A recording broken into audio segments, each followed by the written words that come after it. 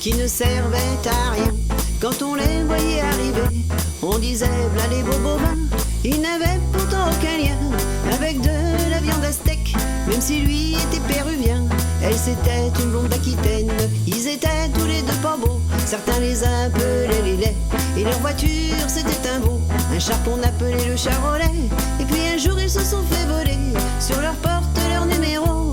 Comme c'était le numéro 9, j'ai dit on a volé un œuf au lait. Ah nos voisins, ils portaient tous les deux des cornes.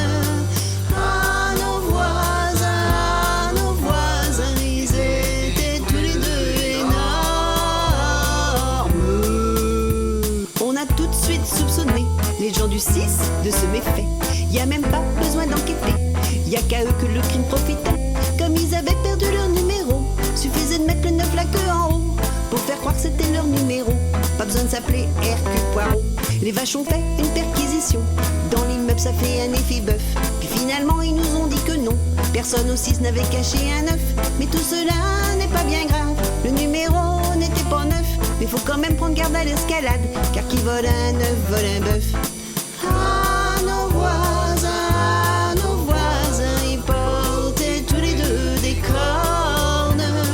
Ah nos voisins, ils étaient tous les deux énormes.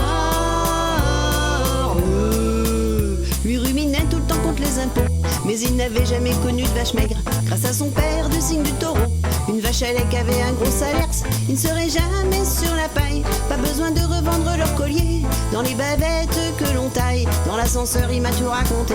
Elle c'était une vraie peau de vache, mais elle n'avait jamais connu l'étable. Elle voulait pas que ça se sache, car dans la vie elle était comptable. Malgré cette lacune elle multipliait les hommes qu'elle séduisait par dépit, qui étaient gros et confortables. On fait avec ce qu'on a dans la vie.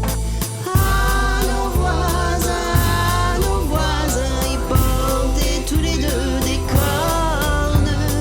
Ah nos voisins, ils étaient tous les deux énormes. Un jour j'ai su qu'ils étaient des veaux, car ils allaient à la messe le dimanche. Furieux des veaux, qu'est le sujet? Les volets étaient fermés, mais à la paroisse Sainte-Marie, ils allaient distribuer des vaches qui rient, sans se soucier si, comme on dit, vache qui rit est à moitié dans son lit. Et puis un jour les laits se sont mariés, ils ont signé un pacte de lait. Et puis bien sûr ça devait arriver, les laits ont engendré des triplés. Les beaux bobés devant les beaux bébés, ils étaient pourtant laits comme des petits veaux. Quand on les voyait passer en landau, bah c'était des volets roulants. Ah nos voisins, ils portaient tous les deux des cornes. Ah nos voisins, ils étaient tous les deux énormes. Elle a eu d'affreuses montées de lait, mais elle refusait de se traire. Il lui disait tout le temps traite-toi un peu. Elle répondait je me trairai si je veux. Le lait a inondé l'appartement, c'est vrai que le lait ça monte vachement. Ça s'est infiltré jusqu'au niveau 2, rien que d'y penser ça m'émeut. Puis un jour ils ont déménagé, je les ai vus par mon œil de bœuf. Et puis des gens sont venus visiter l'appartement des bobos vidé. Maintenant on a des nouveaux voisins, mais je crois que j'aimais mieux les anciens, car il faut dire qu'on a vraiment pas de peau. Ceux-là sont